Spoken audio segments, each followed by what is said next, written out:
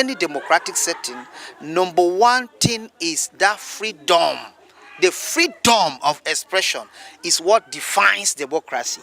So in trying to use government instrument to shut people up, to imprison people of their thought, to imprison people of their fundamental right of expression, I see us going back to military regime.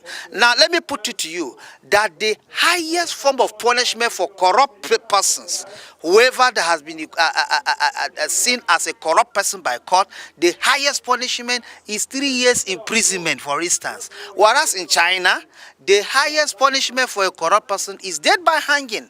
But you could not see the reverse as the case in Nigeria, that the corrupt person will just go spend 3 years and he's set free, or he will spend the whole of that year of his imprisonment in hospital bed, truly bargain. But somebody who simply expresses his dissatisfaction against the government and will now be termed as hate speech will now be hanged to death. Nigerians, this is the time we should rise up against this inhuman and against this satanic act of what they call hate. You define hate speech. It is the politicians, government officials that are also promulgating the hate speech the more. You hear them during their campaigns, you hear them calling them, bamboo will be sucking blood, we will make this ungovernable, and all of that. What else do you need aside this to be called hate speech? Is it a common expression by the citizens of the country, of this country, who will come out and say what the government is doing that is against the tenets of democracy, and then you want to coerce them, you want to now imprison them so they don't go further to express themselves? I see this as a cowed, as a deliberate plan to cow the Nigerian people and tempt them from expressing themselves. And this act, this whatever bill they call it, will not stand the test of time. We will reject it with all form that we can. Constitutional, we will explore all constitutional means to reject this bill, this satanic bill called hate speech, because it is only the court of law that can define what is hate speech.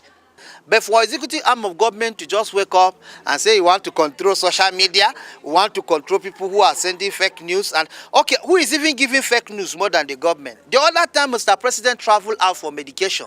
Lai Mohammed came and told Nigerians that the man went on his normal leave to go and rest.